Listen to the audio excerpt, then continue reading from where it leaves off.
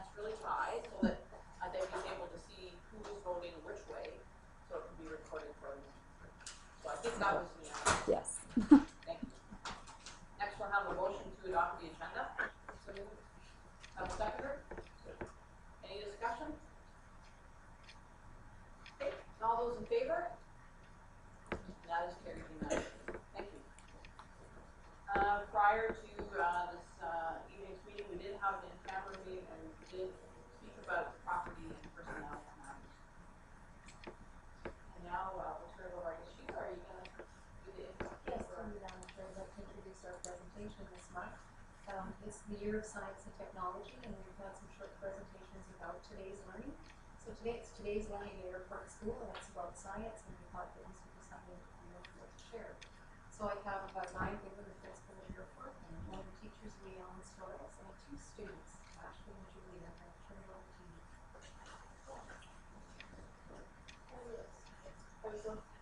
Everything's so efficient when you change.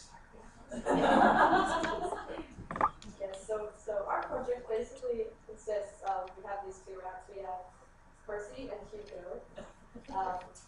Hugo was on a diet of food, which is unhealthy food, very bad food. He even had donuts and chips and cheese. And Percy was eating all the healthy food, and food that we had researched to be healthy for a human brain. Like broccoli and peas and carrots. And avocado. Yeah, coconut. And so we took the maize that we made and placed them. And Percy, which is the healthy food one, he got through the maize in 1 minute. And Hugo got through the maize in 12 minutes and fell asleep for 7 minutes.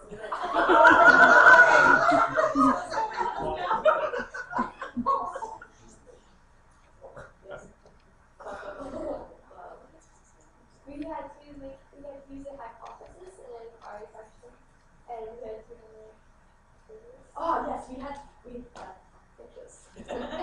we had to have a purpose, because without purpose, there's no reason for us to strive to become stronger members of the scientific community.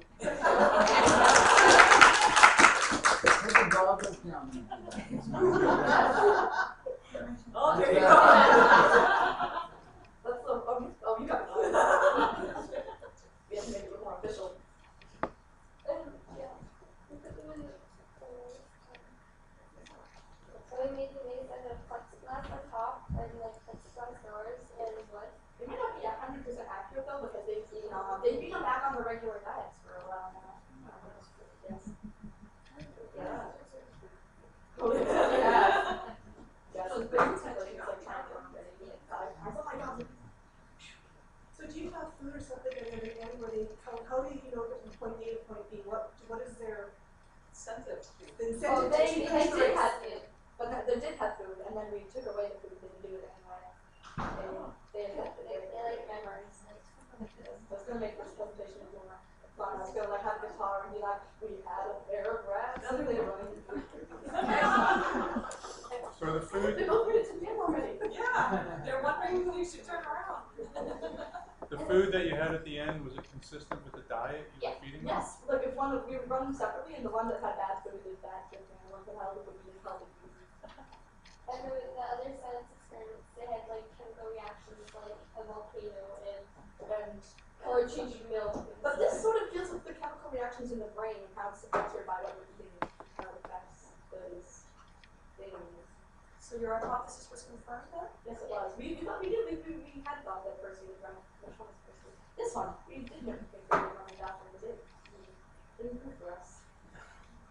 And did that change when you went back to feeding them what is I can only be described as healthy hamster food or rat food? Like rat food, did that change their speed?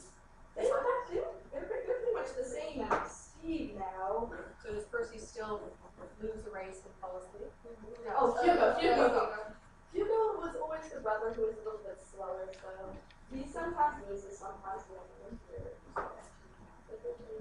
Yeah, they're basically the same as they were before, though. I'm not sure you should. So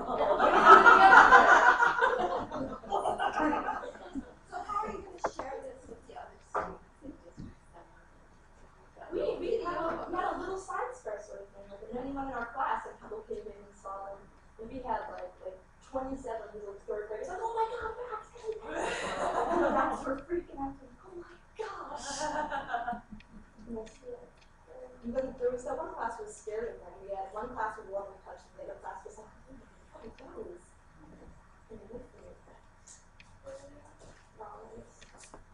No power of them.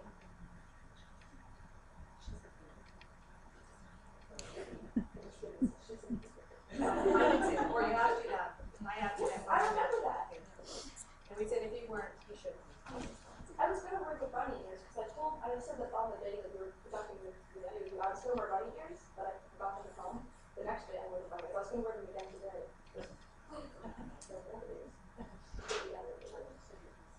And when we started the project, we had like this criteria where we had to have like you had to choose the topic, and it was completely your choice. So It was good to have a really choice. fun. And some of like the main reason we did this project was because, well, I mean the best part of the project was that we had to have so much freedom in doing it. We got to go home and sort of work with our friends, and Yeah, we still had fun. you could choose if you wanted cartoons or not. But what you wanted to do, Yeah. complete freedom. That nature. And What did you think of that? Was it hard to come up with something, or? we had a great time. We were glad that we were able to think of that. There was so many. We were given choices. We were given things like ideas like the paper mache. Okay, they were extremely original. We were given things that might work, but we really came up with the rat names mainly because Hannah wanted to get to play with the rats. Our friend Hannah's in Mexico right now. The poor dear. Yeah. So are the rats your rats or are they the school rats? They're my rats. They're your rats. So you had the rats ahead of time and you chose to have them participate in your science system. Yes, Yeah. And it was mighty fun. and then so we had to do this like after school. It was like we much in school about it. So it was like after school. We didn't actually do anything. We did research in school, but we didn't do anything with the rats in school until the actual day that it was like. Yeah. We ended up testing them like 10 times each. Because Hugo kept either like falling asleep or just like staring at a wall. We were going to do it 15 times, but we ended up doing it like 5, 10 times maybe. 10 times for each of them. And then What do you guys eat? Yeah, Does that affect your, what you choose to eat? Cheesy? I'm pretty sure I have a blizzard up there. Searching out the names. You're too smart to get in the way. If someone asks me, will it change your diet? No one is, and I'm just like, no. I'm smart enough as it is. It's too bad you laughed much. You should try it on some Kindred. Anyway, these young ladies, when we visited the airport, actually articulated all of the projects really that they presented in their class, and they did it in such an entertaining way, and we thought, it wasn't about technology, and it really truly was about science, and something that was their choice, so that's why we asked them to share. Thank you very much. Thank you very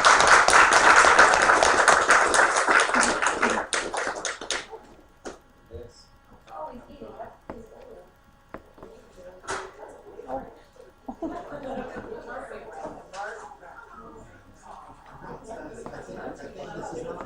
Oh yeah, the favorite page is like, this is travel page.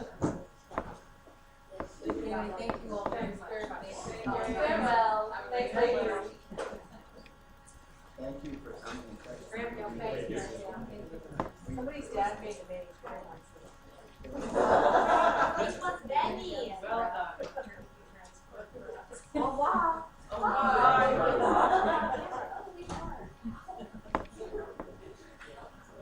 Okay, thanks, we'll carry on, we have no old business to be taken. There is a chair's report, which I provided you with, in writing to explain a little bit about, the agenda. I'm not gonna go over it, because I'm quite sure you're all confident in reading, and if you have no questions about it, we'll continue on. Yeah? Just to point out, Chair, I was today that I'm chaperoning the New Hampshire, but I'll have to go for that evening's board meeting, and maybe depending on cell phone, I'm gonna try and connect with the area as well. But I think it's Thank you. Sheila? It's a regular evening, education committee night for the board, where I think we're all, since we've been elected, knowing that that's a regular meeting night for all of us, so that's why I picked that night, so that we could have some consistency, for staff to plan around and trust. And thanks, Janice, I mean, you can connect with Mr. Ibbs and line up when we will connect with the rest of that meeting.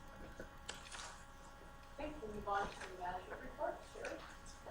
Madam Chair, there is a page and a half of good news, of course. We do our best to capture the amazing things that are going on in the district, and there's always more than we actually put down on paper, and I'm aware at the time.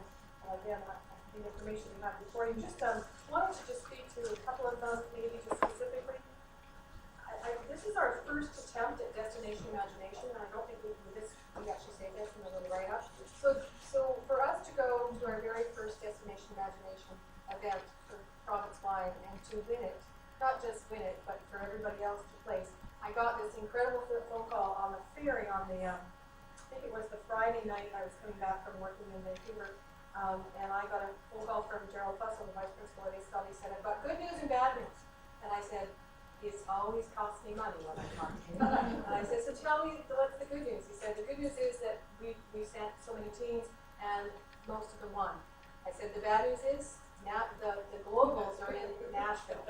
I said, "See, every time I talk to you on the phone, it costs me money." However, what an amazing thing. So as you read through and you see that teams from Isabel, from Highland, and from Colorado Grove were successful there. Not just successful there, but apparently the caliber of the presentations that the kids were, it was just mind-blowing. And so what happened was is the organizers have said that they really, they very often restrict the number of teams. This is another good news, bad news thing that will cost money. They normally restrict the number of teams, but they're so liking what's coming out of our district, the kind of presentations that we're doing. The fact that they're working on them in their schools throughout the school year with teachers, that the sophistication of the presentations they're using as display presentations to other schools that are at the competition to say, well, this is kind of how it needs to be and what it's supposed to look like.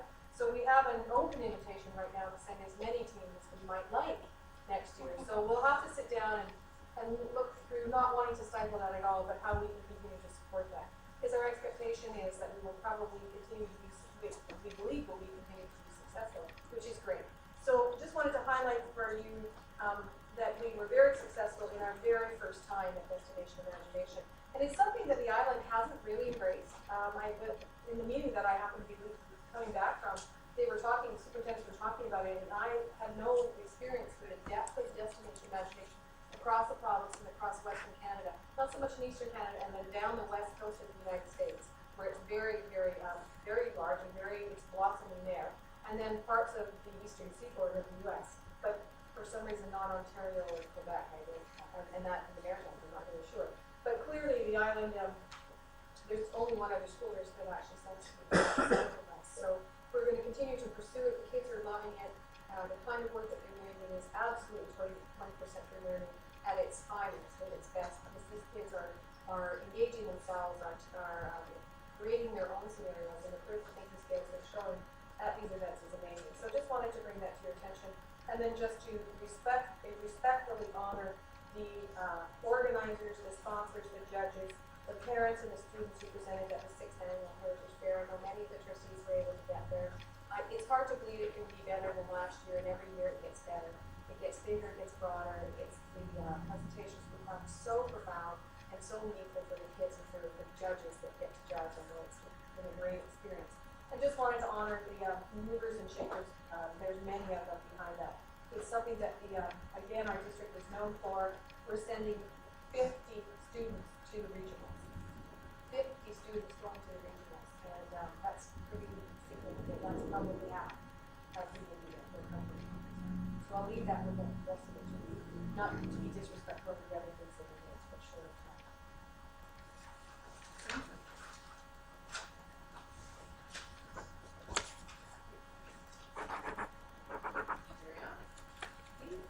So Madam Chair, back to you through the implementation of the staff development plan for the policy 3075 and 3075 of Regulation 1. We respectfully submit with the help of our clerk to the assistant superintendent, working with her, we submit the requested budget for implementation of that policy. As you'll see, we're looking at a 2-year window regarding that policy. We believe that the mandate, the broadest mandate of that policy would demand that we need to do it thoughtfully, purposely, and teachers, we're hoping to address all employees in the district eventually, in a period of time. And so, as you see the breakdown of phase one in the summer of 2011, we had, and then phase two, the plan is to work through phase one, begin phase two. Probably we'll have more information, more detailed information in phase two regarding the district improvement teams and how we've identified those. We believe that we want to look at a train-the-trainer model, so it's sustainable over time, that we have everything from a new employee orientation piece that goes into the work that the HR department does, to broader and more deeper training for staff that we deal directly with students. But we believe that we have a responsibility to engage our entire school community, from parents as stakeholders, perhaps we would offer some workshops for them, but also for every employee in the district to be aware of what our standards are and what our expectations are. So we have to be honest and tell you, we couldn't possibly get that done in a year, and for it to be meaningful and to be self-sustaining, so we couldn't get to the plan for the dollar cost of the market. And phase three, we would be doing review all the way along, as it says, and we would probably begin to build that either in a rollover budget around staff development. There's a number of issues that we normally provide staff development for. As we get to the end of phase two, we'll review, make sure that we've touched all the cornerstones we believe we need to, and at that point in time, if we need additional funds, we come back to the board, or we can roll it into our operating budgets ourselves. That's what we're doing. We're hoping to have a trainer model that perpetuates itself, and really the costs are the release time for employees that we can release over the year. We want to build it so that whether or not we're here or not, Before we consider the motion, does anyone have any questions regarding that? Just looking at the cost that's built in for recruiting counselors, with the actual position for counselors, is that kind of different budget? That would be the full cost, because counselors don't work for this summer, so we would do an honorarium for the development of this kind of work. It's normal practice. We would put out a little bit of an advertisement, and we would hopefully counselors come inside our district that would be interested, that's the plan. And they would, and so that would be for their challengers and. Oh, so they would be working Just on that one, just on this, Okay, on this. Yeah, about a week's worth of time, 10 days worth of time, for them to work on the development of the modules. I have a question with regard to how students would be brought into this, the planning stages of the servicing, and also how the community groups would be brought into this. Not our traditional partner groups, but other community groups that have some experience. So now, she'll answer that, and I'll have to answer that. I'm thinking the trainer model that we can appropriate students in that particular piece. And you'll notice on part of phase one too is we have annual sessions already with classrooms of teachers where we have options coming to all grade 8s and all grade 10 students. So that we really ensure that anti-homophobia and sexual orientation are integrated into those next year and beyond. And then we cover around organizing student forums at the secondary that we're going to scale off to the GSAs. Now there is already, they aren't established yet, but there are already discussions going on in 2 of the secondaries around the formation of GSAs already. We thought by doing sort of a one-day focus at the school with the entire school community, that would be a way of sort of kicking off the whole theme in that regard. And then when we get to establishing the private advisory committee, that's when we believe that we would be, bringing in, by that time, we would, touch parents and students, staff, and certainly at that point bring in, another group. So this is kind of a draft of trying to bring everybody together and sort of get the message across, but also having those 2 counselors develop a resource package or find resources and links and video and speakers that again create this basic notes of a library of resources that then teachers can use. Because the train-the-trainer model means that again you're actually permeating the entire staff, and that would permeate the entire student body as well. There would be curriculum links that we don't put in here because they don't really have an impact on the budget, but there would be curricular links in health and career education, there would be curriculum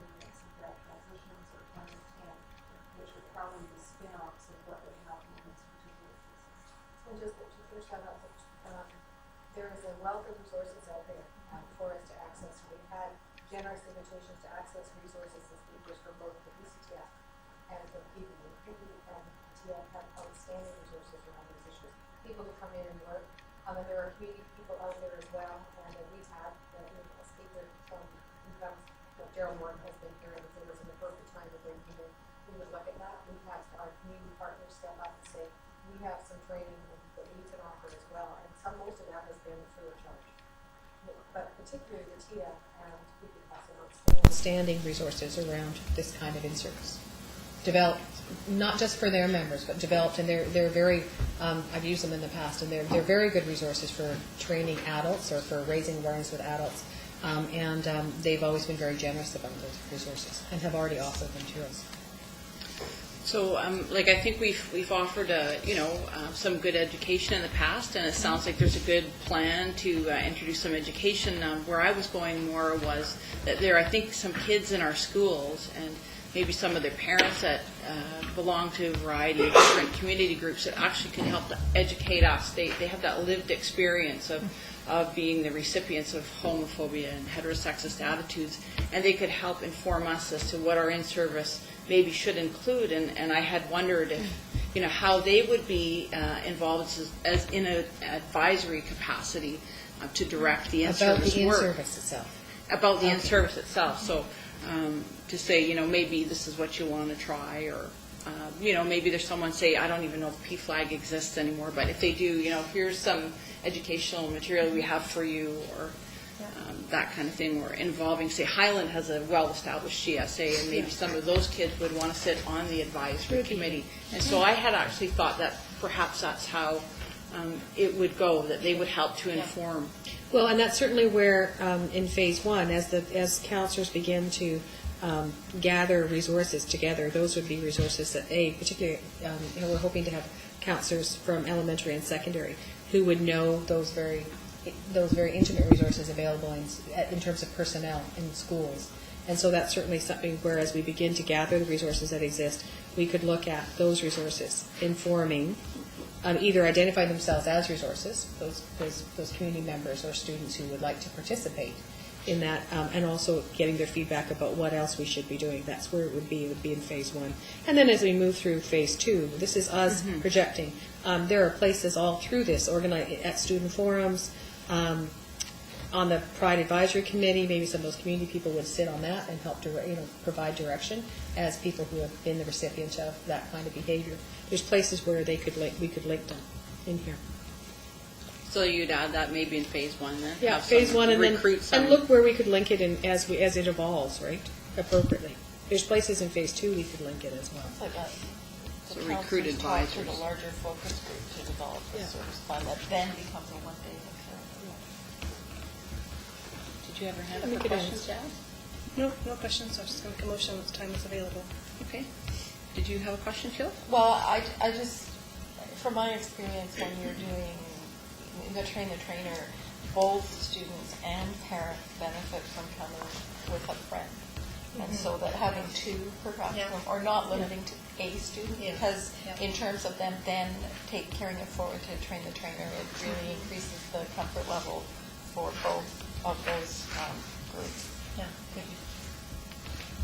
Free? I think it looks pretty good. For me, I think that the Pride Advisory Committee does need to be sort of spearheading this as well. I think it speaks to that in our policy as well. I had the great fortune of going to Highland on Wednesday, where the GSA club there hosted Gerald Walton for a presentation that was very well received by, I think there were 8 classes plus a class from Vanier came, and it was the most silent gathering of high school students I have ever attended, and it was well received, and the kids asked brilliant questions, and I think you might want to tap into their GSA, which, as Susan mentioned, is well established and has run things in their school that indeed were well received. And we went to the Day of Silence the next day, and it was huge. Every kid in one half of the gym, because of course that's the day the doors decided to break. And to watch them walk in silently, and you were there, it was incredible to see how those kids behaved themselves and sat. And we're just really impressive. So I think you might want to tap into them earlier than later. The year one, the counselors are gonna do what I call sort of review the policy, look for resources, get those pieces together. Then when it says invite a larger focus group, I really see that would be the place to bring the focus group together and develop what needs to be in the training session.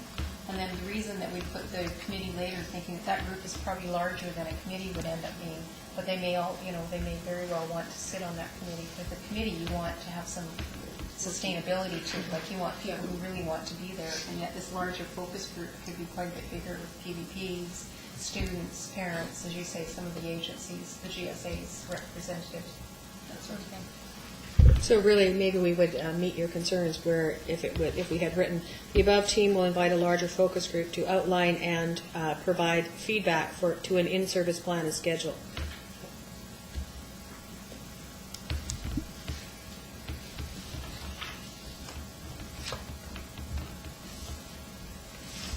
Anyone else? Okay, someone want to make the motion? Okay.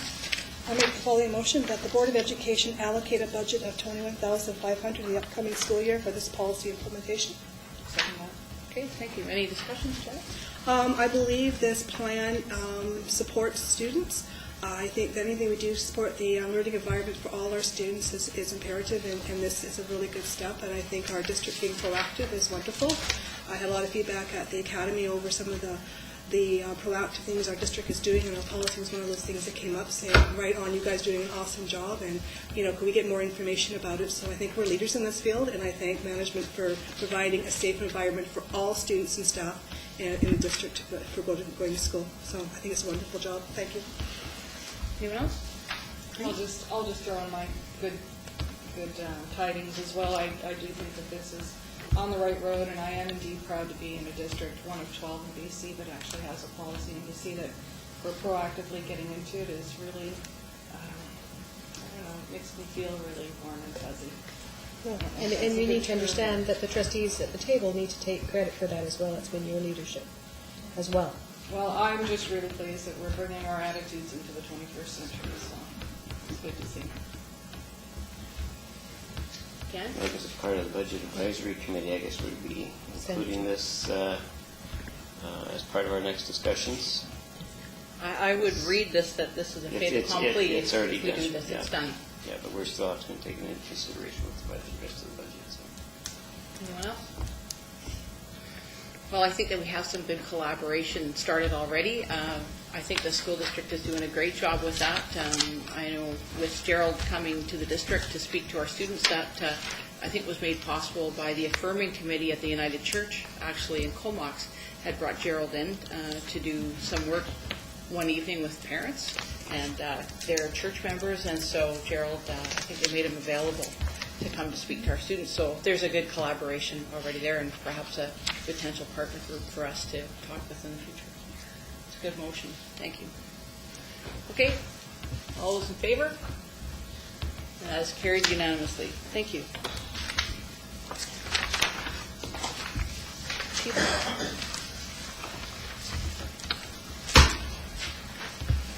Through you, Madam Chair, and over to the Assistant Superintendent for International Student Program Regulations 6003 and 6000 Management Regulation 1. Through you, Madam Chair, just that we've done some editing to the regulations for the International Student Program, mostly to clarify some items that have to do with who is eligible versus who would be a regular enrollment, even though they may be from out of country. The clarifying when the enrollment periods are available, what the fees would be, fee exemptions, tuition fee payments, as well as dates for refunds and that sort of thing. So we felt it was important, and so did Rob Moore, our district principal, that we make these alterations during this year so that they would affect the next academic year. So the edited regulations are ready to go to the Policy Advisory Committee at this time. Anyone have any questions? Okay, so there's a recommended motion there. Anyone care to make it or something different? Refer 6003R and MR1 International Student Program to the Policy Advisory Committee for the review and return the June 2011 board meeting for adoption. Have a seconder? Second. Any discussion? Okay, all those in favor? And that is carried unanimously. Thank you.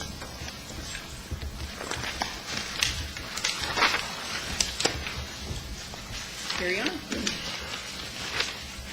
Through you, Madam Chair, we'll go to the calendar item. And that actually is a briefing note in front of you from Jeff Taylor, the District Principal of Education Technology, who chaired the committee. I'll leave that to the Assistant Superintendent to determine who speaks to the briefing note. And I would prefer that Jeff would speak to the briefing note just because he has all the details. I think that would save the triangulation if I could ask him to do that. Want to allow some words? Well, I'm hoping the briefing note is self-explanatory. We had some recommendations from last year that we incorporated, which included starting earlier in the year, having the same committee members on from previous year to this year, and having a broader-based polling to include more people. So, having accomplished that, we submitted this brief note a month in advance because we were ready a month in advance for you to look at. I'm happy to answer any questions. Any questions, Marlene? Janice? Okay, just clarification. So the Appendix B, the 2-week, students are in school the same amount of days. They're not extending the minutes. We're just shifting the days in the year. Am I correct? That's right. So they are maintaining the same amount of days. Exactly. Okay. And the other question I had was your survey. Did you find that whether you did an awesome job? I looked at here the number of people you surveyed was just incredible. But I'm wondering how time consuming and how in depth was the survey? Like what kind of response did you get? Like was it easy first call? People called in, or is it had to go out and catch them? It's relatively easy to survey employee groups because they're a captive audience. We can reach them through email and advise them of it. It's much harder to reach all the parents. So we gave parents 3 options to respond. One was the web survey that the employee groups are allowed to use. Another one was a touch-tone phone response to center voice call-out. And the third one was through newsletter tear-off provided by their respective schools. We had responses from all 3 formats from the parents. Total response is 2,023 out of the potential households of 3,875 approximately. Any other questions? Well, as I'm looking at this, when I think back when I went to school, spring break was always attached to Easter. Then somewhere it evolved to the 3rd week of March after I became a trustee, and I believe that was somewhat at the request of the BCTF because I think they hold their AGM the 3rd week in March. And have they moved away from that, or have they had any input into the process? In our research around the province, we have found that people are moving in varying directions. The 2-week spring break, which was a novelty only a few years ago, is now, I won't say the norm, but it is a predominant choice. We have school districts that grapple with declining enrollment that have addressed it a number of ways. One of the ways is the calendar change. So some districts have gone to a 4-day week, others have shortened their calendar by a dozen or more days to make up money. So there isn't really a norm across the province as there once was. That also raises another question. Financial impact on the district? We're going to say that there is no financial impact. We anticipate some saving, but we also think that that's probably optimistic. There should be a $3,000 saving per day in heating and lighting as a result of the extra days closed. But as I said, that's probably optimistic. Green? Actually, I sat on the committee as an observer, which is difficult for me, just to observe, but I liked your work. You did a good job. I liked the survey this year, and although there were some problems with center voice, I think it was pretty much taken care of other ways. But for me, it was also financial, and I'm the thrifty trustee, some like to say cheap, but I'd like to see it in writing if we could, Jeff, because we don't have to make this decision tonight, right? We have until May to actually make the decision. For me, I'd like to see it on paper because I'd hate to come next year this time and suddenly go, oops, it cost us money we hadn't anticipated. Something. See what? I'm sorry. A financial breakdown on how, because in talking to other boards, most boards that do a 2-week spring break do it to save money. And they usually do it to save substantial amounts of money on the backs of some of their employees. So I'm wondering how our district is managing to do it cost neutrally, I guess. I'd like to see it, like how we're achieving this, I guess. I'd like to see it written. That would be great. Same one, Sheila? I have a question about the April 5th date, which is called a school planning day. Does that mean that our staff then will be in school on that day? Which is in April 5th, so the Thursdays. Appendix B. I'm looking at this. It's my eyes. No, it's my eyes. Hang on. And so I know that we had certain issues with some staff who like to,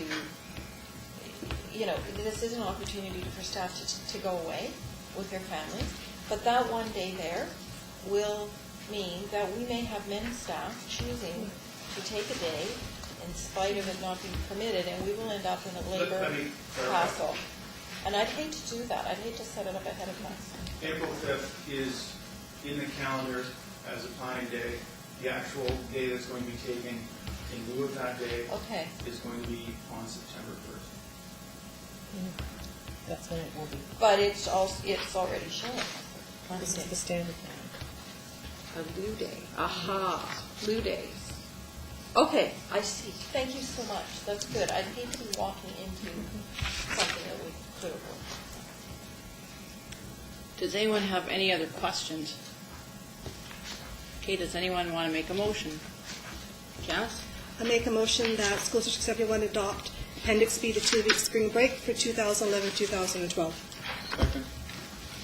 Okay, Janice, do you want to open up the discussion? I had nobody come back and say, please don't do this.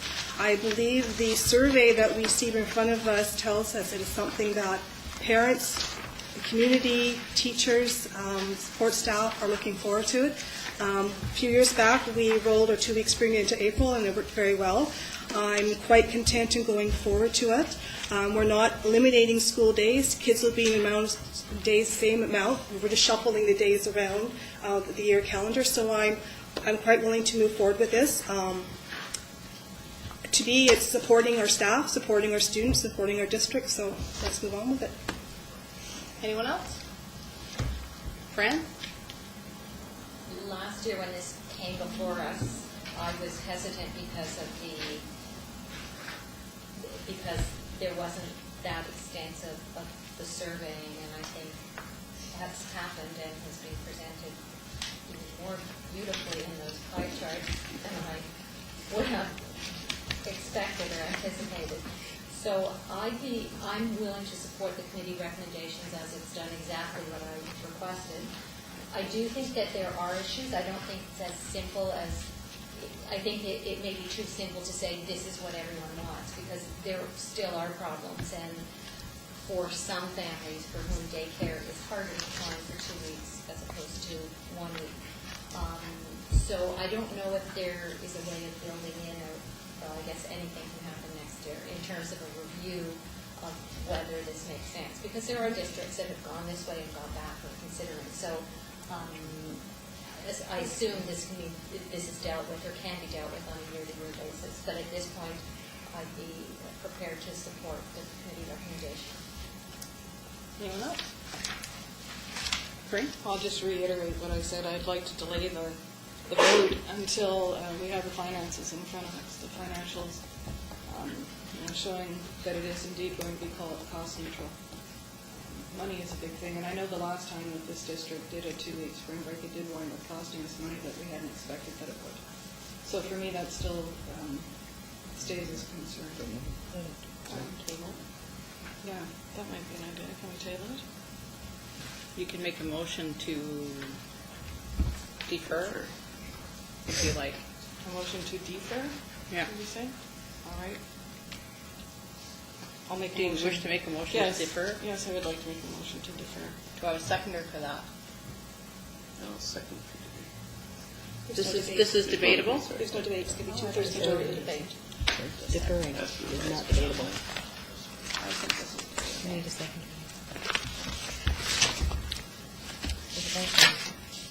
No debate. Motions for adjourning, motion. All motions are debatable except for a motion for adjournment of debate, for adjournment of a meeting, a motion to table, a motion to go into committee of the whole or closed session. So this is debatable. So did you want to open debate? Well, as I said, most districts that have a 2-week spring break are doing it for significant cost savings, not just a couple $1,000s. And so I know we were clear last year on the calendar committee and perhaps a little less clear on our motives this year, but it would be at minimum cost to any personnel, for example. Last year it couldn't possibly go on the backs of any of our employees or cost them anything. So for me, I just need to see that indeed we can do this cost neutrally, that it won't cost the district money and that we're not going to hurt any of our employees in some way that we've overlooked. Anyone else like to speak to this? I believe we have another meeting coming up in about 2 weeks. So if we could have the financial issue cleared up by then, we could deal with it back then. Anyone else? Well, I'd like to speak to this. My intention was to not support this motion this evening, but I thought it would be important for you to know why, and maybe some of these things can be addressed between now and the next meeting if trustees decide to support this motion to defer. They have mostly to do with employment contracts. Number one, the judge did rule that Section 78.1 of the School Act was unconstitutional. And that's the section that says that the board can void certain clauses in the contract that get in the way of us passing a calendar. So while I understand that has been implementing that has been delayed for a year to give the government an opportunity to respond, I believe that the board should live within the spirit of that judgment, and I don't think that we should cause anything to happen in the school district that would go against the judgment. And I think that having teachers come to work or other staff come to work outside of the bookends of the contract would not go with the flow of the spirit of the judge's judgment. My second question is with respect to the CUPE contract. Last year, in the briefing notes that were included with our board pack, there were several questions or things that CUPE would need to agree to such and such and such and such and such and such. I have it here. It was part of the briefing note that was on the May 25th board meeting. Maybe I didn't print out the right stuff. If you go have a look at the May 25th board meeting, though, you'll see the list of things that CUPE would agree to, and I wonder if those are valid for this year. The other one is for the employment contracts for our excluded staff. I'm not a party to all of the contracts that the district has for excluded staff. However, the ones that I am aware of, they talk about vacation entitlement exclusive of spring break. And so I wonder if we have just, if we do increase our spring break time, if that sort of bestows excluded staff with an extra week of vacation each year. So I think that needs to be looked into. If that is the case, if all of our excluded staff would get 3 extra days vacation this school year, by my reckoning, that would probably be at a cost of $120,000 or so to the district in lost productivity by people having more holidays than we had provided them with in the past. So I would like to have that addressed. And also, what remains for me is the concern for folks who do have difficulty arranging for daycare. It's one thing to arrange for a Pro-D day, one Pro-D day, or 1 week. It's a whole other thing to try to come up with 2 weeks worth of daycare. So that does remain a concern for me. And so those are my thoughts for this evening. And I will vote in favor of deferring the motion. Janice? Okay, so I'm not going to vote in favor of deferring. I believe that we had a committee, the calendar committee structure, and on that committee, we had Steve Stanley and Barb Connors, who are the CDTA reps. We had Janice Wright and Rob Zink, who are QP representatives, who I believe are the are the QP and CDTA reps, that if there was an issue with this, would have brought it forward to the committee. There was no issue. They didn't bring it forward to the committee. The committee's recommendation that we 2-week spring break calendar option as B. So I'm not willing to defer, and I believe that the union has come. They've spoken. Their voices were heard. I believe that Jeff spoke tonight, and there wasn't an issue. I'm quite comfortable moving forward. I think it's just time that deferring to me is just wrong. Let's move on it. So just to be clear, the Supreme Court judgment just came down after the committee concluded its work. So and the Supreme Court, I did ask for recommendation on that, and I did speak at BCST. We had a conversation regarding Bills 27 and 28, and that question was asked earlier this evening and answered, and I believe it's for the 2012. It's not for 2011 coming up, the school year. We have a year to wait for that, so I believe that doesn't impact our decision. I could be wrong. I'll check with our Director of Human Resources. I believe that is for the 2012 year, not the 2011 September startup. So it does not affect our September startup. So I think we're without the means of doing it. anyone like to, Sheila? I'm just wondering if we could get some clarification. We're talking about contracts with excluded staff. Yeah. And I'm wondering if our staff could give us The only one is me. clarification of that. I think I'm the only person with that clause, and it was meant that I could work through the spring break if I so chose to, and it certainly isn't that I would get an extra week of holiday. So the intention.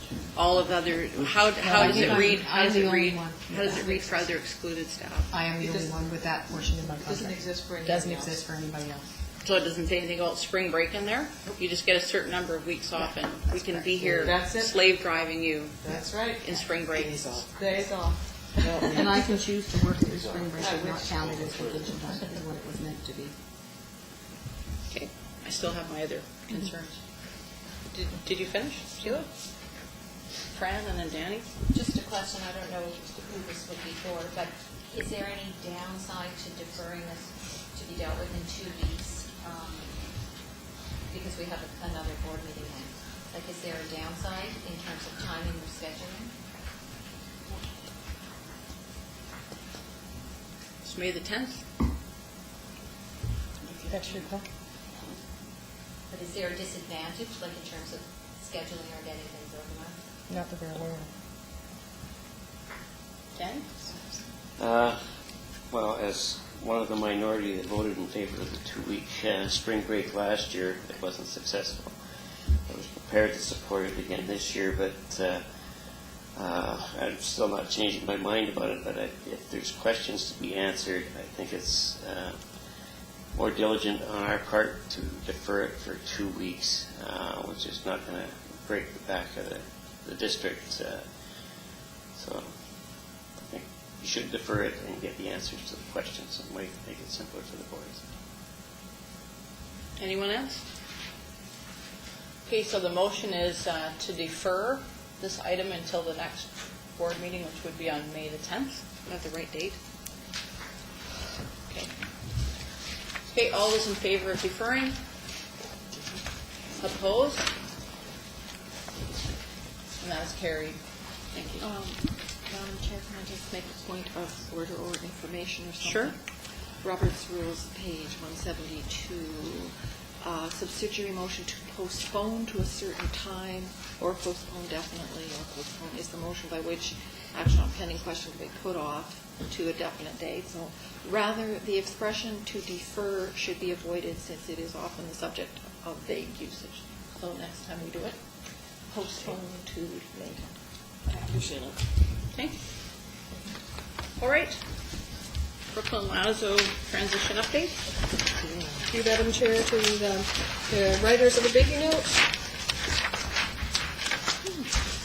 Director Douglas. Yeah, we are just going to get to that page. I almost said Lord Douglas. We have I like Lord personally. So you have before you the briefing note. I'm chairing the transition committee. Sheila's been there with me. We have representation from, as you can see, all of the different groups, and we've had one formal meeting and covered the kinds of things that we need to do in order to move the groups from Brooklyn to Cape Lazo.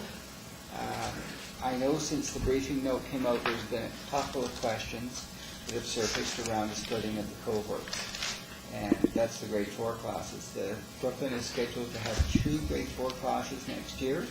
I talked to the principal just before this meeting, and there is room at Brooklyn to keep both grade 4 classes at Brooklyn if we choose to do that. And Mr. Berry is also consulting with the CSF to say, in the event that you're not right out of there in September, is it possible we can capture 1 extra classroom space in case we choose to bring both grade 4 classes to Cape Lazo? So it looks like we're going to have both options available, and we won't be splitting the cohort group. Also today, the superintendent was telling us just before this meeting that it was reaffirmed from the CSF that they are right on schedule and hope to have the building completed and finished by September 1st. So that was good news to us. We have our next meeting with the group on May the 3rd, and we're looking at a number of things through the Director of Operations that he's working on right now. There's quite a drainage problem at the back of Cape Lazo. If you've ever been back there on a rainy day, it's not great. And so Director Morris is working on that, and quite a bit of paving that will be done. So we went through the building, and there didn't seem to be anything that was a huge, major challenge that couldn't be done and couldn't be ready for the school. Anyone have any questions? Questions? Yeah. Comments? Do you have comments, questions, or comments? So I'm glad to hear that there's a solution in progress. So I'm down to just 2 concerns. I was concerned when I had heard through a PAC meeting that there had been a plan for CSF to stay longer, just in terms of process. Because the last time that the issue was before the board's position was that we required the school to be vacated at the termination of the license. So I had just assumed that if circumstances have changed, or would change or still might change, then it would be addressed again, just because it is a rental of the school facility, and as far as I understood, that was a board issue. So that was a concern just about the logistics and the process. And related to that is I guess the question of if the school's not ready, they stay. If the school is ready, they go. Without thinking that there may be other solutions, which it sounds as if those solutions have been considered since the last discussion that I had about it. Because I think it is possible we're not going to evict people and throw kids onto the street without a place to go. But I think it also is possible to be creative and say, you need classrooms, here are classrooms.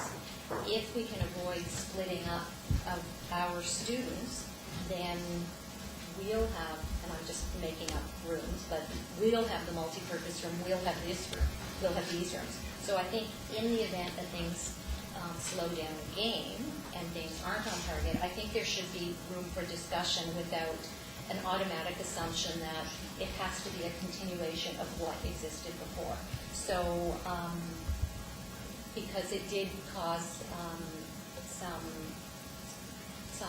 much stress for some parents, which I hear about as a Comox trustee and the liaison for Brooklyn, the trustee liaison for Brooklyn. So I'm glad things are unfolding. Anyone else? Quick question. The recommendation on here that the transition committee preferred to move over winter break, is that to accommodate any minor upkeeping or renovations in Lazo, so the students aren't in the dust and the throes of the construction. Is that what that was from? Through you, Madam Chair, once the CSF vacates the lower floor, there is going to be some work that's going to be needed. Very similar to what we did at Quinish, very similar to what we did at Aspen. Those are secondary classrooms that are going to be changed into elementary classrooms. Things like the science lab, all of those stations are going to be coming out. Things like the in the home ec room, a number of those things are going to be coming out. The school, though, has been really purposeful at saying there's some things here we might want to keep. Like it's not bad having a couple extra stoves in the school for the baking programs and those kinds of things, but you clearly don't need the number that they have there as a secondary school. So that is going to take a little bit of time to get that ready for us. And Director Morris has got a schedule. He certainly has a timeline, but there will be some things that Brooklyn Elementary at the Brooklyn site have said very clearly, we're not in a rush to get there in a mess if things aren't located, ready to go. You know what it's like once you move into an unfinished house. It takes forever to get it finished, and you're working around all of that. They'd rather stay where they are, where they're very comfortable, and then be ready when it's ready. Okay, thank you for that clarification. Yeah. Sheila and then Corinne. I actually have a comment about the science lab. When we were doing earlier reconfigurations and transitions of a couple of the elementary schools, one of the suggestions that came up at a planning meeting from some, I think, middle school teachers was that it would be ideal for elementary schools to have designated science rooms in each of those schools. That resonated very much with me. I think as much as music or a library, to have a science room that you can have permanent displays and have equipment for all levels is really good. And I feel it fits very much with the direction of 21st century learning, of getting kids more out of their one box with one teacher and into more team teaching and into more practical, hands-on, project-based. So I really think if you have any capacity at all to retain a designated science room in that school, that it could be an incredible asset for that school. And through you, Madam Chair, we've been through the building a couple of times now and assigned actual classrooms to it. And we actually will need the space for classrooms generally. It'll be a fabulous room, whoever ends up in there. And, you know, Mr. Berry and Mrs. Kennedy, they've been talking about people using these rooms, 2 or 3 teachers together, so the home ec room can be used, the science room can be used, the art room can be used, but there's still going to be classrooms, and they're going to have to house a general classroom. Did you Yeah, so. Okay. So under number 4, where it says information to date, and then you have a bunch of things listed here. Correct. Are those just recommendations, or are these done deal kind of things? This is what, all of these things are what the school committee would like to see happen. Would like to see, but they haven't been promised any of this. Through our work, we have said that's possible. That's not going to be a problem. It's a possibility. Yes. So they haven't been promised anything. Well, what are you getting at? Well, what I'm getting at is, I can remember having a discussion where we were told that it's more expensive to move a playground, for example, than to buy a new one. But I see here now we're moving one. So I'm just wondering why the shift in thinking, I guess, and if these are indeed promises that have been made that now the board will have to live up to. I guess is the question there. Well, the playground equipment that was purchased by this board last year for Cape Lazo, that's there. You know that in our agreement in all of our other schools, we're supposed to remove the playground equipment when we no longer use it for a school. And so we looked at the equipment that was at Brooklyn, and their ask was, can we move the one? One's one of those wooden structures that apparently when you start to remove it, they fall apart. But there's a metal one there. And they said, is it possible to move that so we have 2 designated areas like we have in many schools, one for primary, one for intermediate.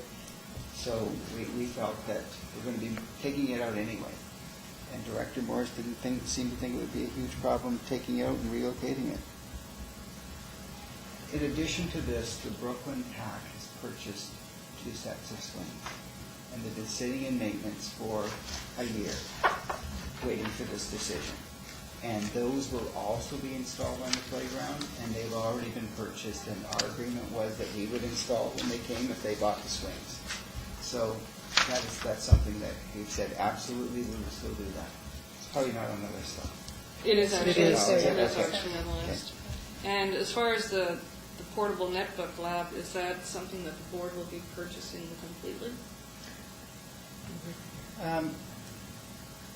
The principal of technology usually pays for half of these, and then we would be paying for the other half, because the second computer lab that's in the bottom floor of the school has already been converted. CSF have that room. It was the old computer lab. They've converted it to a primary kindergarten classroom. They've installed the sinks. They've installed cabinets. And we actually are looking, saying, why would we undo all of this and put a computer lab in here when we could put a kindergarten room in there, which we would like to have in that classroom, and the solution would be a netbook lab. Which would be cheap. Which would be, in the long run, cheaper than a kindergarten class. And have you guys had conversations with Aspen and Phoenicia's PACs for things that they would like to have seen done differently at their schools during conversion times? The Brooklyn staff went through Aspen, and they had that conversation and met together, and there's probably a few things, I'll be real honest with you, on the Aspen and Quinish list that are still there, and they're still on Director Morris's long list of things, correct, Director Morris? Yeah. But they have had those conversations. And the last thing I'd just like to say is I agree with Fran about the CSF. It can't be status quo. So, for example, if they do run over time, I think Brooklyn community has demonstrated a great deal of flexibility in the last 3 years. I think now maybe it's time for them to get priority. So if we need a space in Lazo, I don't think it should be, do you think you can? I think it should be, you need to. So that would be a statement on that. Anything else? I'd just like to add to this that I think that we've been really good about collaborating with School District 93 around the building there. Soon after this board was elected, we did work closely with them to help them find a new home for their population. They were interested in finding one quickly, and so we did work with them closely, and they ended up with the Village Park site, so good for them. And over the past few years, I think that staff have worked incredibly hard to make sure that relationships were good. I think senior staff and the school staff worked very hard to make sure that the relationships worked well. And I think that all did go quite well from most accounts. There's the odd glitch, but my perception is that those glitches were addressed fairly quickly. I think, like a couple of my colleagues, I think that you know, we've been cooperative with them, and I'm sure they wouldn't mind being cooperative with us now, that as we look to get our school year underway for next year, that if the grade 4 students need to go to Cape Lazo to make this work well, maybe all the intermediates being at the same school, then I think that should happen as well. And it's time, I think, to put our students first. I think that the population there is expecting that, and I think that the CSF would also be expecting that we would make such a request. So I think, similar to what Fran and Karina said, it's sort of time to say, you know, this is our school, and yeah, we'll share it with you, but we have to put our students first. And that, I think, extends to booking the gym time for concerts and whatnot as well. I think it's time that we have the priority there personally. So hopefully that can happen, and it'll still work well for everyone. We've give and take for the last 3 years. I'm sure that you guys will be able to figure that out. Yeah. Okay. Thank you very much for the opportunity to have this on the agenda. I know that we did, as a board, a couple of us had heard some rumblings in the community, and it's, I think, always good if we can have a conversation right here and hear it. Sorry, from the horse's mouth. Yeah. Better part of the anatomy than what I thought you'd say. So. No. So thank you very much for this opportunity. I guess next we're on to Len. Thank you, Madam Chair. So just a quick update for the Budget Advisory Committee and the budget itself. So prior to tonight's policy implementation budget, we were in budget, or for 11 and 12, we were in balance on the budget, but it's a small amount, and we'll certainly take that to the back as well as part of our discussions. As I have said in the past, we are in this current year in budget, balanced budget, and next year with that $21,500 defined, it's pretty close as well. So we did go through with the management team, the PVPs, at a meeting where the Assistant Superintendent, Sheila Shanahan, led them through what I thought was a really great exercise.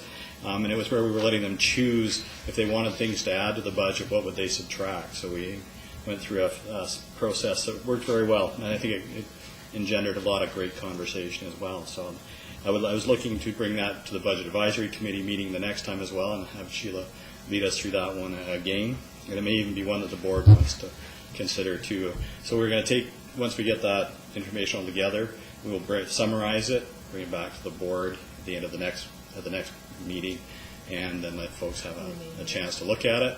And if there's some further things the board would like to see, then we can do it at that time. Any other comments or questions? Sheila? I have a piece of information that I'd like to get a sense of when it comes.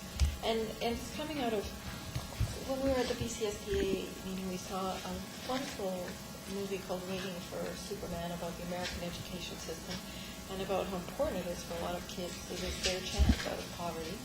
And of course, we could say that we weren't so bad, but it made me really think about the students that we do fail, or who don't graduate. Some of them that might be the right choice, but in some cases it's been a lack of success and something that we may have even identified in the early years and just weren't able to support. So I'd be interested in knowing, as we make these decisions and try to look at where should we be putting our money, what are our priorities, are those kids evenly distributed through the district? Are there ways to identify? We know our emotional students are a certain group.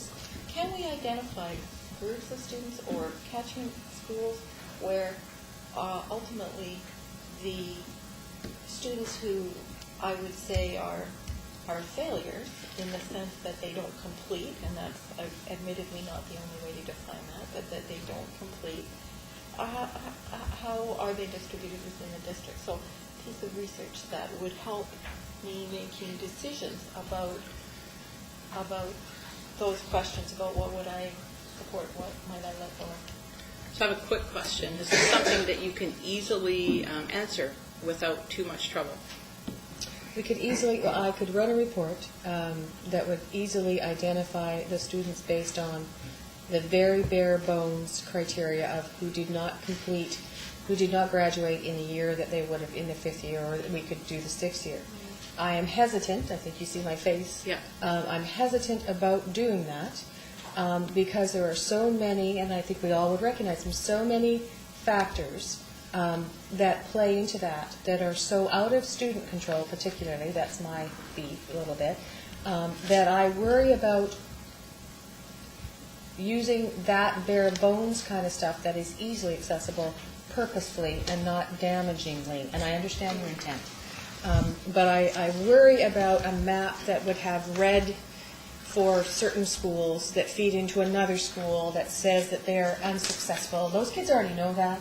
The kinds of factors that we know play into it, as well as our own practice, are things that are about poverty or are about lack of housing, are about things that are out of students' controls and very often family control as well. So I guess if we want to have a meaningful discussion about those things, I would suggest to you your direction to us providing you with proposals that we believe, using that kind of information ourselves and knowing what we know about our kids as they move in, around educational initiatives that would support the majority of those students to completion. That would be a better way to get at what I think you want. I am really worried about something that could be looked at, and I mean this disrespectfully, as another Fraser Institute report. Because I could produce it very quickly. What I could do quickly, I could produce a color map fairly quickly that you could look at and go, well, look at those elementary school students, they, and here's their feeder school, and they don't complete, say 20% of them don't complete, and oh, look at the FSA scores, or look at this, and you can see that group of kids, and we can identify kids in as early as grade 4 who we could predict, and we do that, and we intervene, and not always as successfully as we'd like. So I'm just worried about doing it. Maybe you might want us to ask you for a different thing, which is proposals that we believe, education proposals that we believe would support students who are vulnerable learners. So I have a suggestion, maybe if the two of you could get together and flesh this out a little bit, and if you have a request to make, to bring that back to our next board meeting or the board meeting after that for us to consider. One of the best documents I can provide that actually I think that would help where I think you want to go are the documents that are provided by the ministry for us around our community links funding and how they identify what are the 8 vulnerable factors that they use to identify how we get community links dollars. They are specific enough for you for us to do something with, but not targeted enough to identify a specific school or a specific grade level at a specific school, which we could provide you, but I would prefer not to. So could you two put your heads together to, sure, absolutely, to come up with something? I'm just a sense that we need more information. We really need to look it right in the face and not just let it waltz by. I think some of the work that Paul did, Paul did, and Jeff has continued. But I think that, you know, if there are opportunities through more information to identify where those strategies are needed and act on them, it's really a priority. Okay, thank you, Janice. Okay, actually, Sheila brought up something at the academy. We made a motion to support, and I hope I've got this term right, Irlen Syndrome at grade 3 level. And for those who don't know, it's Irlen Syndrome is those students who, when they read a page, the letters drop off unless you put some sort of lens over top of it. And they talked about screening students. And I'm just wondering, we made the motion that the government support that, but you know what the government's like with money, and they may do that. So stuff like that, flexibility in the budget, it's not a lot, but there's a minor. So I'm just wondering if our district is aware of that syndrome. Are we testing it for, and is there something that we can look at supporting that? We're aware of it, yes. Yeah. And we have some community partners that we have historically used to test. We haven't done the testing for them because we have good relationships with our community partners, so the pediatricians in town, some of the clinical psychologists, those people. So we haven't had the overwhelming need, like districts like Surrey, like Vancouver, who were big proponents of it at the academy, because those resources are not readily available to their students because there's such wait lists. But we can access those services. And at the end of the day, if we had to find them and pay for them as part of the battery of tests that we need, we have a budget that we do that. Okay, that's what I need to know. Thank you very much. I have a question for the board. Maybe I'm the only one that's interested in this, but I wonder about having an opportunity for the public to give us some feedback on our budget this year. We haven't established a date yet at all to consult with the public. I think they were doing a great job working with the Budget Advisory Committee, and I know we are going to hopefully meet with the principals, vice principals, and get their feedback, but the general public. And so I'm wondering if anyone is interested in arranging for a public meeting for us to consult with the public on our budget. He normally does it, so I would assume that he would be doing it. No, there wasn't a plan. There hasn't been for 3 years. Wasn't there one last year that I go by to? No, Budget Advisory Committee is where that's been I was delusional somewhere else last year. So is anyone interested in convening? Yeah, got one yes. I'm a yes. Anybody else? I believe public consultation is a great thing to do, so I'm for it. Okay, 3. Anybody else? Tom? Clear. Is it public consultation for input, or is it a public presentation for information? Because it's two different things.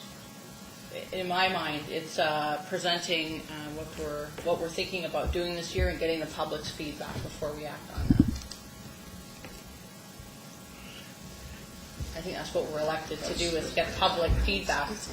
No, I just want to be clear in terms of what we're doing. If it is, we're soliciting an opinion about this is the right thing, this is the wrong thing, and we also need to be clear about what our process is and what we're going to do with that.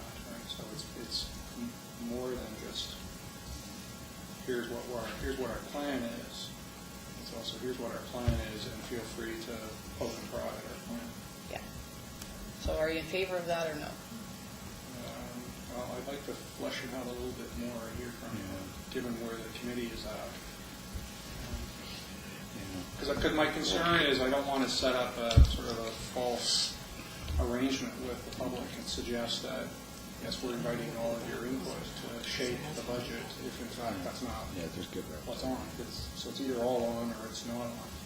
I want to be genuine with the public as opposed to disingenuous. Could I share some of Trustee Weber's concern? Like, given that really we're almost in a complete rollover position, other than a small, very small adjustment to staffing, I'm sort of curious of what sort of feedback you're going to expect and what you would do with that, because we're not changing anything at this time, right? I think we have to always be open to changing what we're doing if we're going to listen to the public. Trustees' role is to get input from the public, and it isn't sort of 8 people that show up at a budget advisory committee. The public is larger than that. And so for me, I think I'm very proud of the work that the budget advisory committee does and the principals do and senior staff does. However, I think there does need to be a place where the public can give us their input. Maybe we're grossly missing something. Well, if I could carry on, I guess in actual terms of public actually showing up at the meeting, I think it's been 6 years, like 3 we've missed, and 3 before that I actually had somebody from the public show up. There's actually, I can only remember once in my 7 or 8 years that I've done them here that the public actually ever showed up. So I'm not sure. I like the idea of, I absolutely agree and would be happy to do this, but I'm just trying to say, I think you'd have to find a way to engage the public in what you want to discuss, if you're going to be any sort of value to, yourselves as feedback. So I'm wanting to flesh out, so what would it look like that you think would engage people enough to come in and want to talk to us about it? Just to pick up on what Tom was saying, that was also my question about being clear what the purpose was, because my concern going one step further than you even went was that people would come with new ideas and new packages of information for new programs. So I think we need to be careful not to invite people to invest time and emotion in something if there won't be the possibility of entertaining new things. But I think that's distinguishable from asking for feedback as to where we're going with what we have, making it clear that we're not entertaining brand new programs. So I think it would be important.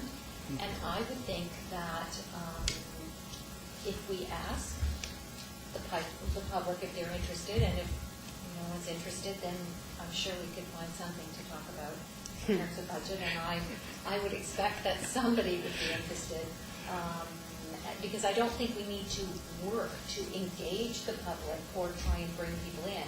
It's the same as the survey for the calendar committee. They went many steps further than last year in terms of asking. So if we ask and put it out there, I don't think we have to pull people in, but just make sure that people are aware so that they can come if they want to, and as long as we're clear about why we're asking them to come. Sorry, I'm still not clear what we'd be asking in that case then. Janice? So my vision was, here's our budget. This is why we made the decision. Do you have any questions? And having that conversation. So it's a clear map of, this is our budget, why we've done it, any questions or concerns. Because at a board meeting, we really don't have that time to have that conversation and engage in that dialogue. So that was my issue, is being transparent and saying, here, why, do you have any questions? That would be my thoughts on it, and I could be totally out to fill the other ones, but that was my engaging the conversation with the public. Not asking for changes, because they have community people sitting on the board advisory committee now. They've got people putting their input. It's just that this is where we are. This is why we've done it. Do you have any questions? And having that conversation, because in a 2-hour board meeting, we really don't have that time to have that conversation. And for those who want to engage will come, and those who don't, we've given them opportunity to have that conversation. And I think as a board of trustees, it's good to have that conversation. And we may be on a great track, and we're doing great, and it's wonderful, but there may be something out there that we're not aware of, that we have that conversation, and you can explain to us as to why the decision was made. I'm not on the Budget Advisory Committee, so I'm not aware of all the reasons that's going on there, so have that conversation would be really important to me. Yeah. Does that clarify what I hoped for? Yeah. Okay. What she said. What she said. Yep, absolutely. And don't take it that we're not happy to do this work, because we are. One of the things that just ran through my head, though, when you were talking about that, would maybe, rather than sort of be a formal sort of stand and deliver and they sit there, is maybe have, you could do a town hall, or just have the information around, and then people could come, and then they could engage us individually, like as in trustees and staff, because then if they have a particular concern about a particular area, they may not be interested in all the rest of it, right? So that might be a better way to get to that, if that's something. I could write something up and give it back to everyone for sure.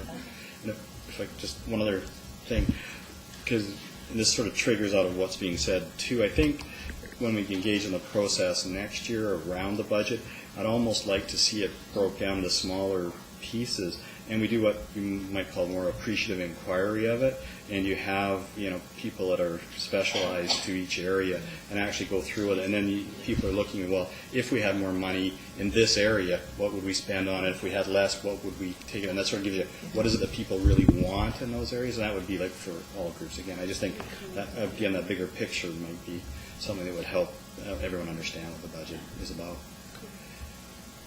Because having been involved in those in the past, you got to realize that 98 to 99% of people who show up are district staff. There's a few of the public that will come to the meetings, but the majority of them, it's teachers, EAs, QP. Well, I'm so glad to hear them say that. I think that was when I spoke about having more of an advisory process a few years ago. That I really think that at this stage that we're at, the public engagement to present information and get feedback without an expectation amongst people that they are going to be involved in the plan building and in decision making. But ultimately, that would be your goal, is to be engaging in a type of public engagement where visioning around our athletics and phys ed programs, or around our music, or around our fine arts would happen at a very broad level. And I think in a way that you would be able to, over a period of time, bring more members of the public and people like our engineering stakeholders, or business people who employ our students after graduation, and really do that. But that type of public engagement process, you need to think about it. We need to do some research with our staff about how do you do that job well and move towards that. And then the school planning process, it's done where people who have a stake in it are really engaged and know that the input and the decisions they make will be supported as it goes up. I think you really end up with good outcomes then. People buy in a really big way. It's a different way of doing it, and we're not going to get there in this 1 year. But it's all a start. Okay. So are we all right to leave it to Len and Sherry to figure out how this should work and the whens and the whys? But through you, Madam Chair, we think the Finance Committee Chair should actually. Do you know what that is? I think a fine. I think a fine should be our sounding board. I think it should be. Maybe someone would like to make a motion to refer this to the Finance Committee. Do you want it moved there? Or do you want to just do it? We would like, we actually, we do Kidding need someone aside. to use as a sounding board. It would be appropriate. Would it be The Finance helpful? Committee Chair would be. Okay, somebody want to make a motion? Tom, So maybe you moved. should. Move the Finance Committee. You have a seconder? I don't think Do we have a seconder for that? Somebody second, please. I'll second. Okay, you can second it. Deputize you. It doesn't count, I don't think. Well, no, I'd roll in favor of that. Okay, so we have a seconder to refer this to the Finance Committee. All those in favor? Opposed? And one abstention. That is carried. It's all good, Madam Chair. We're used to working with reluctant learners. It'll be fine. I think this would make a fine cartoon in the newspaper, this one, Danny White. Okay, thank you, Len. Retirements and resignations. All right, on page 21, just to list the latest retirees. Lynn Adamczyk, teacher at Lake Trail, will retire June 30th after 19 years of service with the district. John Carswell, teacher at J.P. Vanier, will retire June 30th after 31 years of service with the district. And Roger Purdy, teacher at J.P. Vanier, will retire at the end of January 27, 2012. Gave it to us way in advance so we could staff for the next school year, and we're appreciative. After 21 years of service with the district, and all of those folks would be honored at the retirement function coming up in June. Motion receive management report. Second. Any discussion? All those in favor? That is carried unanimously. Thank you very much. So we have 3 committee reports here.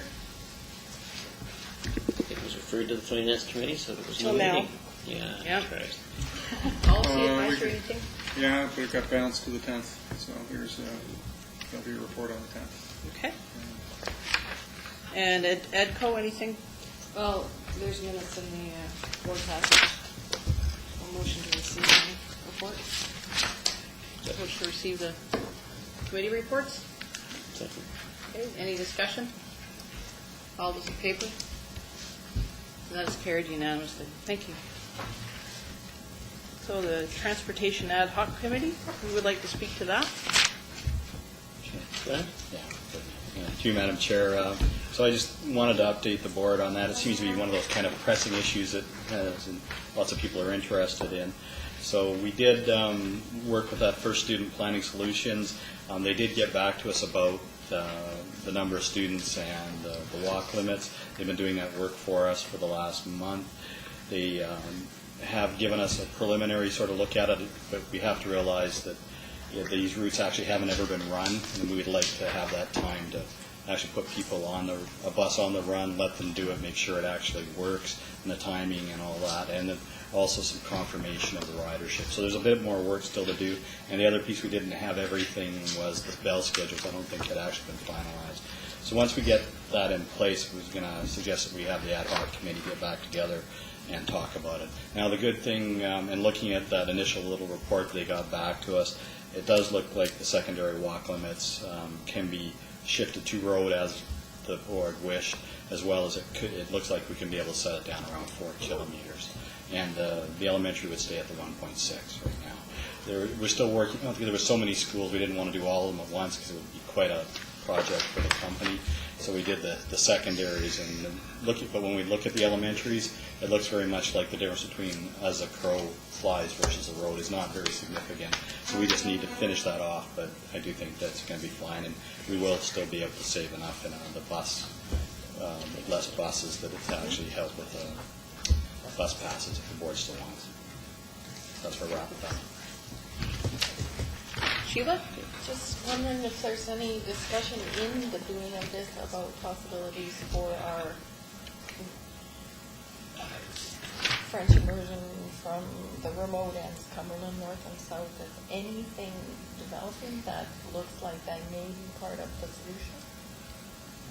I'd just like to add here that I would like some clarity from the board this evening around this issue, whether we are wanting to move forward with talking about choice programs. I have been getting many questions from people in the public, and my understanding is that this will be addressed at the Ad Hoc Committee, but I need some clarity so that I know how to answer this question on your behalf. So I don't know if Len or Danny wants to address Sheila's question. Yeah. If you want, I mean, that's why, the last month's report, which came to the board, is on the next page, on page 24. That's where the board had left us with the decision. So if the board wants to make something different, I would appreciate a motion to direct us.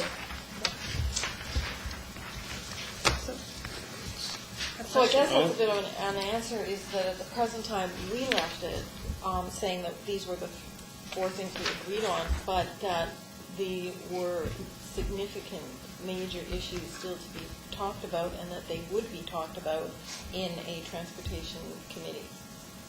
Which has not met since the last board meeting. And the question was, are we going to continue with this as an ad hoc committee, or are we going to make a motion to reconstitute a transportation committee? Yeah, good questions. And I support addressing the philosophical and and practical issues as they arise of our overall transportation for all students, and I do support reconstituting either. Form of transportation. Yes, exactly. Janice is next. I have a question, and we're talking about, I missed what you said, Sheila, you're talking about the students from the south, but we're also talking about students from Macaulay Road, Saratoga, Regent Road, the entire district, because I know from Ham Road to Colpontland is 24 kilometers. That's one way. So, and if you go down Regent and that, so we're talking about the entire district and supporting to do that. South, north. Okay. And whether or not, as a district, we want to look at the entire district in a transportation committee, looking at the entire transportation of all students in this district and how to be. Is that what you were talking about? That would be, and my first question was, in the course of doing what they have been doing, have any opportunities arisen that will solve some of those problems? But I do entirely believe that we need to do a very large, comprehensive look, and it starts with what are our values that are expressed in the policy. So if I can just stop you there. So Len, so based on this, I think there's a few of us will probably have the same sorts of things to say. What would make sense? Does a motion of some description make sense for us to make so you have real clarity on something, or what do you think? I guess I struggle a bit here because I didn't get the sense that we were going to sort of try and solve all the issues around programs of choice. I mean, you said it's a big issue if you really want to have a serious go at it. I mean, I think there are some. I mean, if you look at it, you said, well, don't do the bus passes. Let's do something. Put a bus from the north to help with it. I mean, there's limited amounts you could put in if that's really what you wanted to do. But I think, the other piece that Trustee McInerney was talking about, I think, is, and we probably haven't had that in this sort of time frame, is what are the goals, or what is it you're wanting to reach? What are the values that would drive this review? And that probably is a bigger question. Okay. And would probably need a whole sort of stop, and not stop this process, but think about it, and maybe something for the following year. And you're too late on the bus passes because it's already been implemented. So. Yeah. So Janice and then Fran. So my thoughts on this is about our policy on choice schools and where we value and how do we support their students, because that policy states that if you go to a choice school, you are responsible for transporting your child to and from. And as a parent who for 4 years made the decision, and I had to transport my child from to a school that I chose to go to and work my schedule on that. So to me, it's reviewing the policy, not the transportation issue, because the policy is our philosophy and how we look at students of choice and whether we bus them or not. So I would like to make a recommendation that we refer that policy, I don't have the number, I'm sorry, to the policy committee for review, to bring back a recommendation to the board as to the next steps, because there's the next steps. Just before, so I heard a seconder for this over here. Just before, I think that we have sort of walked this place before, and Tom was the chair of the committee. I think that what I heard you say was that you would need some clarity from the board where we were going with this before it should go to the committee. So the purpose of it going to the committee is that we have members of senior management and we have all the community on there to look at that policy. The recommendation is, do we need a bigger review of this policy, a further philosophical discussion of what the board's direction is with respect to our philosophy on schools of choice? Because I think a smaller group having that conversation and make a recommendation back to the board as to the next steps, I think is the way to go. That's what the policy committee is there for, is to look at that policy and make a recommendation. And it's looking at what is the next step. Do you use a policy committee figure that use a broader based discussion, or does it need a major overhaul, or what is our next step? And I believe you've got parents, QP, CDTA, management, trustees on that committee that represent the district that can make that recommendation. Does that give you some sort of direction? I know it's kind of broad-based, but... Maybe I'll go to you next, and then I'll get you next, Fran. So I say this respectfully of all the people in the community. This is an important issue for us. I acknowledge that. But for me, at the risk of oversimplifying, it really is one or the other. Either we make it we have an interest, you have an interest for the Policy Advisory Committee to look at preparing language that opens up transportation for everybody, or not. I don't see, there isn't a hybrid. We talked about that. There isn't a hybrid that says, well, if you happen to live here, and here, you're in, but if you're here, and here, too bad. So otherwise, I think we'll end up in a somewhat spinning cycle that we have seemed to be in around this. If it goes to policy advisory without clarity, then we will come up with something, and we'll be right back to where we are at this moment with the discussion. So I'm quite fine to help lead a conversation with policy advisory, but it's really is. Are we in the transportation, the busing business for all of our students, or not? Fran? So I'm looking at this from two perspectives. I think on one hand, there's an issue of practicality. We have students in the district that live in rural regions where there's no access to public transit. So I think that's a practical issue that we need to find solutions for. Can I just put you on hold for a second? What we have is a motion on the table here to refer this item That's to... part two. Okay. Okay. So that's the one piece, the practical piece. But I think there's also the bigger philosophical piece, and I think the philosophical piece in discussion makes sense at the Policy Advisory Committee. My concern is similar to Tom's, that if it's sent just to the Policy Advisory Committee, which I think does a very good and very thorough job of philosophical analysis before we get to where we are, and I think it's quite a useful exercise, I think it doesn't do justice to issues that need practical solutions in a more timely fashion. So I think that it should be two parts. One part policy advisory, but only if there's also something in place, perhaps through the Ad Hoc Transportation Committee, perhaps through a different type of transportation committee, but I think there needs to be something in place to deal with the practicalities of real kids who don't have transportation right now.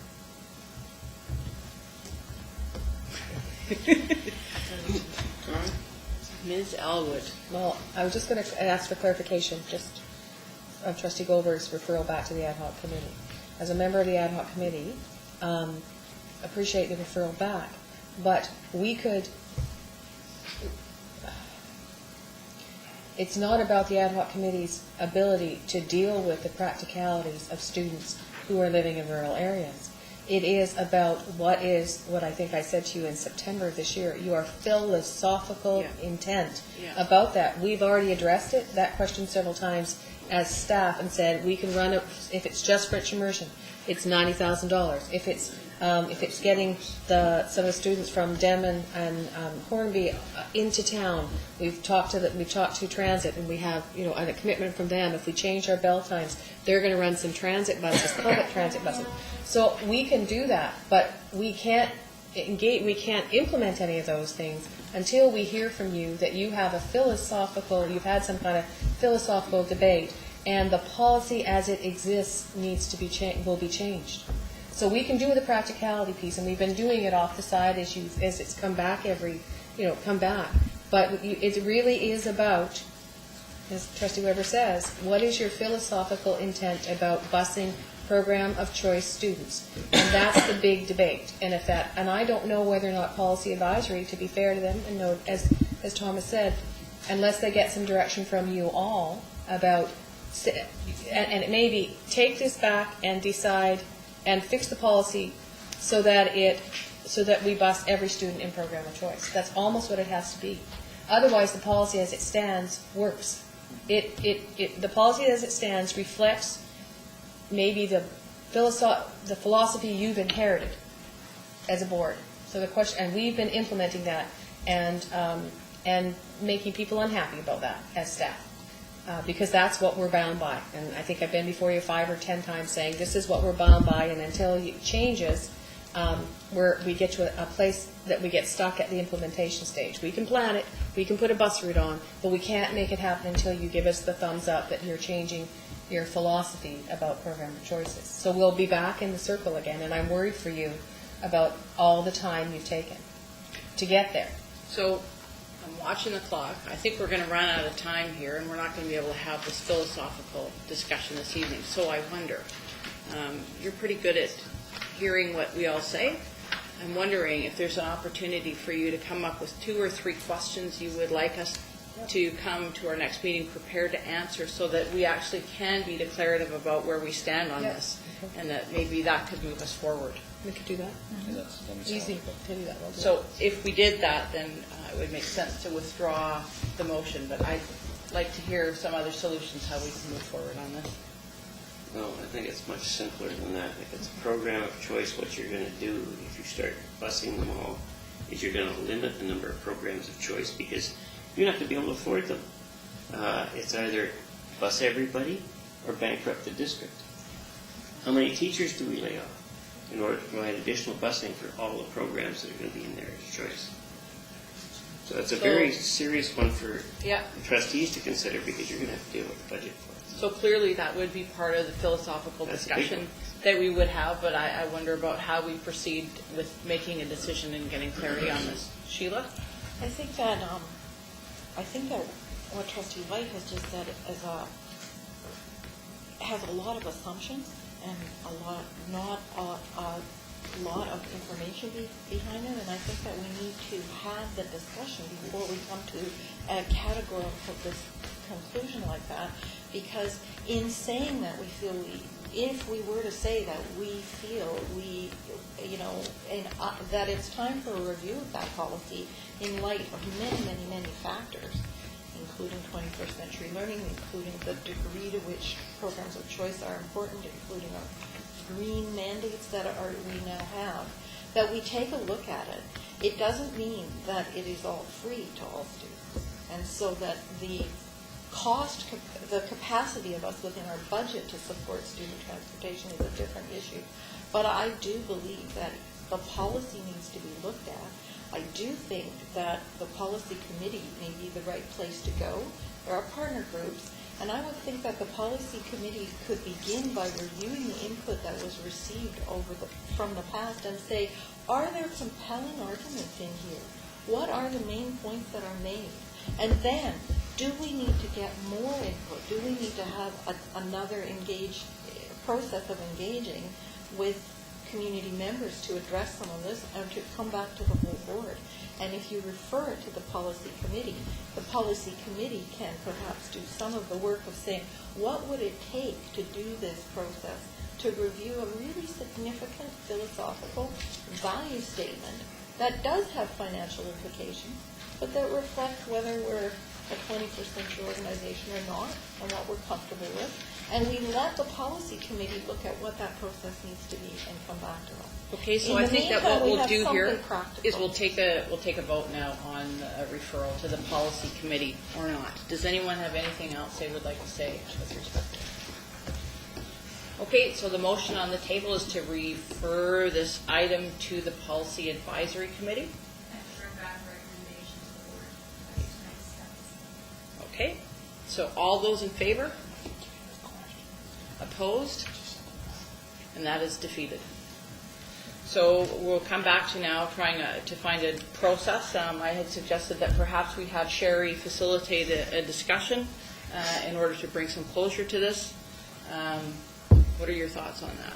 Janice? I'm okay with that, with Superintendent bringing us back a recommendation, but I think we need to have a separate meeting where we actually sit down and have a conversation. This is not going to be a 10 or 20 or 30-minute conversation. This is going to be a philosophical direction of what we value as trustees to support student learning in our district and how best we meet that. And the school of choice and the implications of that is, to me, there's ramifications are out there.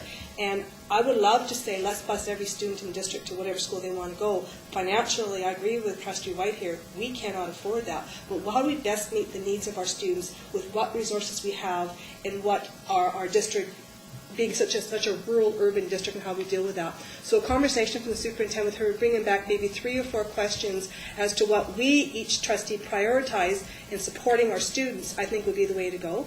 And I would leave it to her and senior management to come back to the board with some pointed questions saying, this is what we think, these are the red flags, and maybe we can have that input. So I believe a conversation is the way to go, with superintendent leading us in that conversation. Corinne and then Fran? And I agree that that is obviously a conversation that needs to occur. However, having been to Denman Island of late, I think there are some questions that might possibly be answered from bus routes that have been proposed. And so for me, we're talking about real kids here with real problems getting to school. And they need answers for September. There's, I'm not saying that district-wide right now we can accomplish that, but maybe we need to do this in small steps. And so for me, I think it's imperative that either the Ad Hoc Committee, and at this point, since that's what we have, the Ad Hoc Committee needs to get together as soon as possible to see if we can solve any issues that have arisen from our public consultation through what we've already done. So perhaps there's room on a bus that happens to be going by a school that the child needs to go to, but I think we need to have that conversation with concrete bus routes in hand, and we need to do it soonest. Do you know when those bus routes will be ready, Lynn? Those ones will be ready pretty quick in the hospital. Yeah, it should be within a couple of weeks, I would think. We should have them pretty quick. So would we be able to have, would you be able to convene because I'm getting asked this question as well, when is that ad hoc committee going to meet to talk about this? And it would be good to be able to say, by this date they're going to talk, and by this date we'll have a report back. So how could I answer people on that one? So we'll talk to the company, but let's shoot for May 15th. If it's different, I'll make sure everyone's advised it is. A meeting by May 15th with a report back to the May board meeting? Okay, so there's how some of it might get resolved. Janice is in support of having a discussion with Sherry leading it. I think I saw Fran next. My only concern about the philosophical discussion is that what has to be embedded in the philosophical discussion is the financial. So, and that's bigger than a 2-hour conversation. So again, this is my concern about the philosophical going off and taking time while we have the practical issues. So, and I know I'm repeating myself now, but in terms of the temporary solutions that were in place for a while and seem to work, can we get them into place practically so that we have the luxury of time to analyze philosophically and financially where we're at? Well, we'd have to buy a bus because we were borrowing a bus. So there would be some financial implications around the temporary solution. And if I could, it's one of those things. If you start a service, as you know, it becomes pretty steady. It's pretty hard to stop. And so that particular service was for one group of people, and so the problem with the philosophical, I understand which comes first, finance or philosophical, is that that came as a result of an ability for us to borrow that bus because one of our bigger buses was broken, and this was part of the pressure we were putting on the company, for lack of a better word, to get things moving. But we have communities with more students, as out in Miracle Beach and out in Hams Road, who we would believe would be expecting then a bus for them as well, and then a bus for Montessori, and for Explorer kids from Comox to get to Vanier, and that's where it becomes a philosophical question again, and the circle begins again. And it goes around. It's like herding cats. Or nailing Jell-O to the wall. Wow. Yeah, it's virtually the same. So, and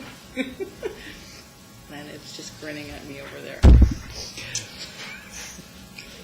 Anyone else have anything else to say about this? Okay, so I think we'll just proceed with this then. We'll find the correct place to have a philosophical discussion about this, I think, between now and the May board meeting, so that the public knows. Yeah, maybe that would be good.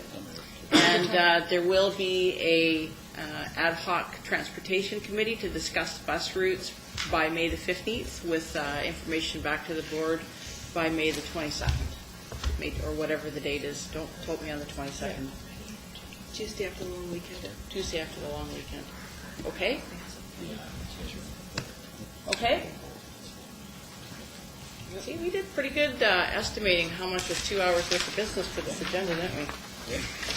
Next item on the agenda is Policy 1100, Aboriginal Education Council. Motion to refer senior management report back to the board. Any discussion with respect to this? Okay, all those in favor? And that is carried unanimously. Thank you. That even leaves us 9 minutes for question and answer period. Thank you very much. So does anyone have any questions? Janet Wall. My daughter came home with a letter for grade 7 band, and I'm concerned with what I'm hearing. My daughter is not a band person. She's been forced to play the recorder for a number of years now. And now the choice is you have to take Band 7, which, to my understanding, when Band 7 came out, was supposed to be another alternative to Band 7. And what has happened, from what she understands, with the kids from this year's grade 7 class that didn't want to do band, is they then have to repeat grade 6 and do the recorder and then fall back with the other kids. And I'm wondering, that concerns me, because I'm thinking that's not really giving her a choice.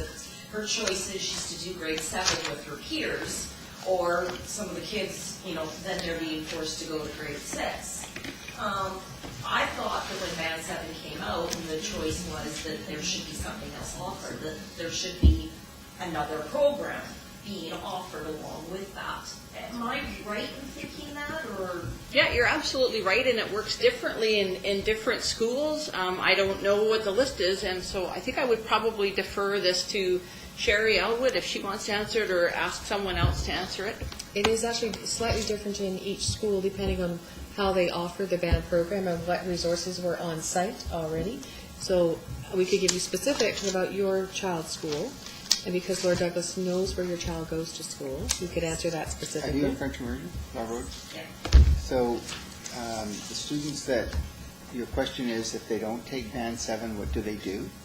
Is that your question? Well, yeah, my understanding is with this year's class, that they then went and did the grade 6 program again. The grade 6 music program, so they played the recorder and they're doing everything that the kids that you're younger than them would normally have done. Okay. So they're repeating it again. And that's concerning, because my daughter came home all excited that, okay, well, they're doing guitars for this last 2 months of school, 3 months of school, and basically she wanted to burn her recorder.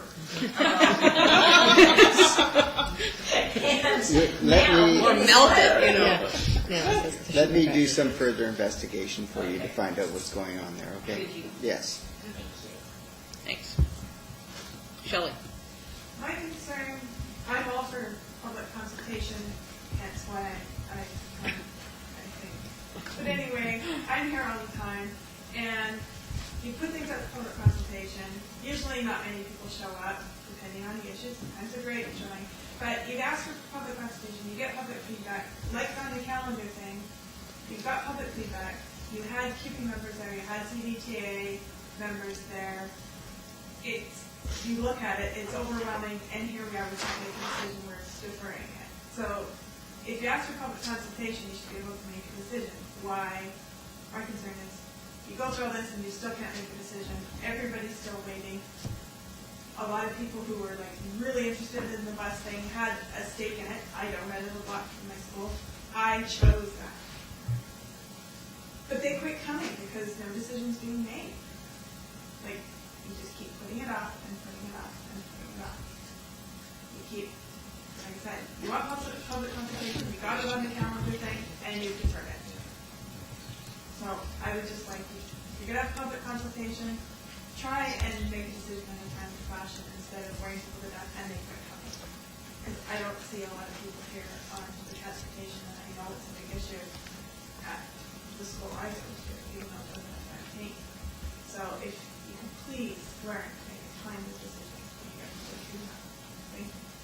Thank you for your comments. I think that as you saw this evening, we had some pretty good discussions regarding some items.